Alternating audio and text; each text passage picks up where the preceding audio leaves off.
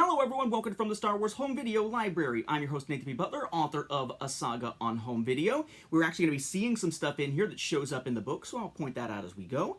But this is actually kind of a big deal to some, I guess. I'm not sure if it's a big deal to me, in that we are building towards episode 450 of this series. Now, that's 450 regular episodes. I've done a ton of supplemental episodes, so we're well over 500 episodes by now total. But we are coming up on 450, and I try, because people have said I should, to give us some reason to kind of look at something cool in one of those episodes. So what I'm going to be doing here is this episode 499, and 450, and then 451. We're going to be taking a look, sort of as a trilogy here, at what is sort of a trilogy plus one of behind-the-scenes Star Wars LaserDiscs coming out of Japan. And this is stuff that I've wanted to have in my collection for a long time, never really got around to it. But then finally, when I got my extra student pay from a bunch of extra students that I had last semester, kind of taking on larger than my load, I was able to pick these up from Japan, and in one case from kind of an unusual source as we look at the stuff in episode 450. What we're going to start with this time is something that echoes back to something we've seen actually a lot on this series. Something that I kind of hoped we maybe wouldn't see much more of, because there's just so many releases of it that are pretty similar out there. And that is the double feature of the Making of Star Wars as told by C-3PO and R2-D2, and SPFX, The Empire Strikes Back, which we often see, at least on the US market, as a double feature, and in other parts of the world. But in places like the UK, for instance, we've seen they actually did separate releases of them. For the US, there are some separate releases for the Making of Star Wars, not for SPFX, The Empire Strikes Back. So double features have kind of been sort of our ballywick as we've been looking at this in the US. It's covered here in Chapter 12 of the first edition of A Saga on Home Video. If you have the new updated second edition, all in full color, etc., etc., you will find this stuff in Chapter 17, as we looked at least at the US versions. But now I've got a Japanese version to show you. And it kind of falls along a line of thinking of essentially what happens if two products had a baby, basically. Not, intentionally wearing Father's Day clothing here, but, what if two releases from the US had a baby? What would it look like if it was in Japan? It's kind of what we got here. You may recall that in the US, this was the first LaserDisc release of that double feature. This was under Magnetic Video Corporation. It had not yet fully been folded under the label of 20th Century Fox Video quite yet. We have the 20th Century Fox logo up here, Magnetic Video Corporation logo down here, with Laser Video Disc, and the little LaserVision logo up here. It was telling us it was stereo and said electronically rechanneled for stereo. You had the two titles here with the weird sort of boxes around it. You had the star field behind it, extended play down at the bottom. This is what the back looked like. There's a reason we're looking at all of this. There's our spine. Again, we looked at this in detail in the past. There's no sense of really diving too much into detail with it. No insert, at least in my copy. And once you remove it from the little protective wrapper here, this was a standard magnetic video type of label here, with one program on one side, one on the other. Now, when you pop this in, you would see a LaserVision logo very briefly, and then you would see a Magnetic Video Corporation little spiel, like we're proud to present this, blah, blah, blah, to you, kind of thing at the beginning. And then at the end of either side, you got your FBI warning for copyright reasons. That was in '81, predating A New Hope on LaserDisc by 1 year, being the first Star Wars LaserDisc, to my knowledge, at least in the US, ever to hit the market. Making of Star Wars had actually been the first VHS release and Betamax release for the saga back in '79, before A New Hope ever hit in '82. And speaking of '82, by then there'd been that sort of rebranding. You found Magnetic Video kind of folded in finally into 20th Century Fox Video proper, and a change of the way that a lot of the releases look to have kind of that uniform look that we saw with, say, the A New Hope LaserDisc and Beta and VHS and CED in 1982. So no surprise, when it was reissued in '82, it had that same look to it. The 20th Century Fox Video thing up here, the star field a little bit brighter here, at least, to my eyes, seems a little bit brighter. No border, just kind of the space in the background here, literally space as space. 20th Century Fox, LaserVision, Laser Video Disc, stereo extended play, electronically rechanneled for stereo. Back design similar to what we would see with other releases of this era. The spine there in black. Again, no insert, at least in my copy of it. But because, of course, of the rebranding, we had the change to the labels to look like the other standard 20th Century Fox video releases of the day.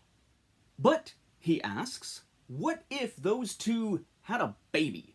What if there was a release in Japan in 1982 that sort of hybridized what we saw with those two US releases in 81 and 82? Something that carried over the branding, not of Magnetic Video, but of 20th Century Fox Video, but otherwise mostly mirrored the earlier release from the US. Well, that is our new item here, and that is this.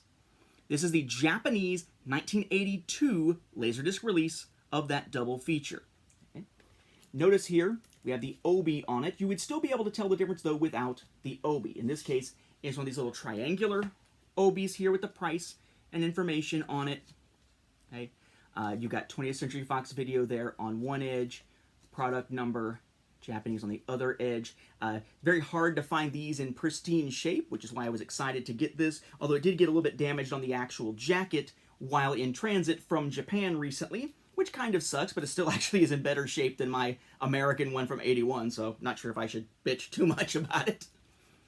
But this is it. You'll notice a few key differences. You do still have 20th Century Fox. You do have laser video disc with laser vision up here in the corner. So in that sense, those pieces up at the top are essentially identical. You will notice that the color scheme is a little bit lighter, so it's much more like the 82 one in the US with that sort of more bluish rather than purplish color scheme. Still extended play down at the bottom. But notice that up the top, you've got the text here in Magnetic Video, whereas on this one, you have 20th Century Fox Video, no stereo or rechanneled for stereo stuff up here at all. It does still have the extended play, though. The back, interestingly, is primarily in English here.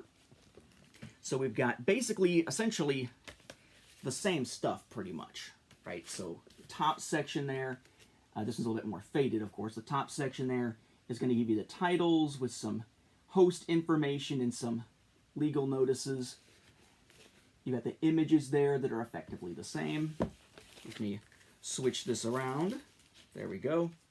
You have the text about it underneath. And really, it's the bottom that is the most different. In the US, you've got copyright information, FBI stuff, when not in use, blah, blah, blah, Magnetic Video. This video just is extended play. And trademark stuff there, printed in the USA. Here you've got printed in Japan, when not in use, 20th Century Fox Video, still the extended play thing, copyright stuff, text over here as well, but it's an Interpol warning rather than an FBI warning. It does also have the Japanese price down at the bottom, which is 7,800 yen. I would note that there is a variant of this, which I am not hunting down at this point, which includes the product number next to the price. This one is the variant that does not. Then the spine says 20th Century Fox Video, The Making of Star Wars, SPFX, The Empire Strikes Back, product number, and a little red line. Kind of go across there. There you go. Inside, question really is, what's the disc going to look like, right? Because in theory, the outer packaging looks very much like 81 US, but it's 20th Century Fox Video, which has a different type of label in 82 than what we would see with Magnetic Video, with that kind of garish white and orange type of thing that was sort of their, stock and trade. Question is, which kind would this have? Well, it's a little bit of both. It's still the garish white and orange of 81 US, but notice that at the top, 20th Century Fox Video. So you got 20th Century Fox Video, laser vision, okay. Mono, it is not rechanneled for stereo in this case. It says the side number and extended play with the product number, copyright info, title in English, title in Japanese underneath, and copyright. How am I telling you that? Because I have a hard time seeing, because it's basically the same thing on the other side for SPFX, The Empire Strikes Back. Okay. And you put these in, and there's no Magnetic Video stuff on it. Of course, there's no laser vision thing. Of course, at the end of the second side, there is a copyright warning in Japanese, whereas on the US version, there's a copyright warning on either. And I guess I should note that the 82 release in the US is essentially identical to the 81 release. It does have the message from Magnetic Video. It does have laser vision on it for the US. As for this one, how are they handling the fact that it's a Japanese audience? Well, it is simply subtitled as one would probably expect. No dubbing or anything like that. But a really interesting hybrid with an extra piece, because this one actually has an insert, which makes sense, right? Because the packaging is essentially all English. Where are you going to get your Japanese information? On the insert. Side 1, The Making of Star Wars. Side 2, Empire Strikes Back. SPFX, The Empire Strikes Back, which your other information there. Your Japanese text, including what I can only assume is legalese down there at the bottom. Interestingly, this notes that it is 1981 copyright, manufactured blah blah blah blah blah by 20th Century Fox and so on, whereas the actual packaging does denote the fact that what we're looking at here is from 82. Okay, so it's a packaging copyright of 81, the actual release itself copyright 82. So yeah, after all these years of talking about how the first one in the US resembled one from Japan that was probably more well known than the US version, I finally do have that Japanese one in my collection here. Little bit of creasing here from some bending on the way, a little bit of a ding here in the corner because of some smashing that happened to the packaging on the way from Japan, but decent shape here, again, better shape even than my US 81 copy, not nearly as faded, for example, here.